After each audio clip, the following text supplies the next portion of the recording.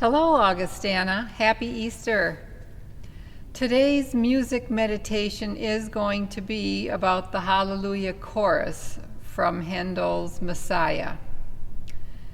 Handel took the verses of this large work out of the Bible, verses about Christ.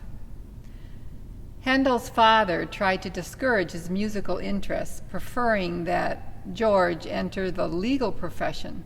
But young George's heart was captivated by the organ, harpsichord, and violin. Once, accompanying his father to the court of German Duke Johann Adolf, George wandered into the chapel, found the organ, and started improvising. The startled Duke exclaimed, "Who is this remarkable child?" Well, this remarkable child soon began composing operas, first in Italy, then in London. And by his 20s, he was the talk of England and the best paid composer on the earth. He opened the Royal Academy of Music. Londoners fought for seats at his every performance, and his fame soared around the world. But the glory passed. Audiences dwindled. His music became outdated, and he was thought of as an old fogey. New musical artists eclipsed the aging composer. One project after another failed, and Handel, now bankrupt, grew depressed.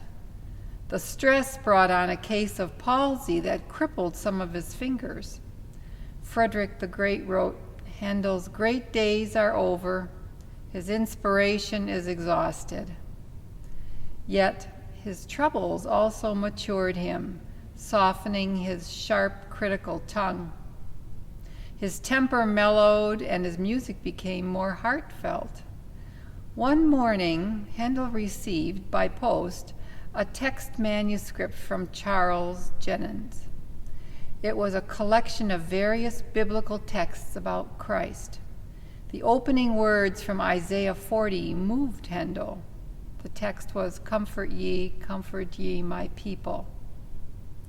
On August 22nd, 1741, Handel shut himself inside his London home and started composing music for the words. 23 days later, that's just a little over 3 weeks, the world had Messiah. Whether I was in a body or out of body when I wrote it, I don't know, Handel later said, trying to describe the experience. After the work's premiere performance in Dublin, Ireland, Messiah opened in London to enormous crowds on March 23, 1743, with Handel leading from his harpsichord. King George II, who was present that night, surprised everyone by leaping to his feet during the Hallelujah Chorus. No one knows why. Some believed the king, being hard of hearing, thought it was a national anthem. But no matter. From that day, audiences everywhere have stood during the stirring words, "Hallelujah, for he shall reign forever and ever."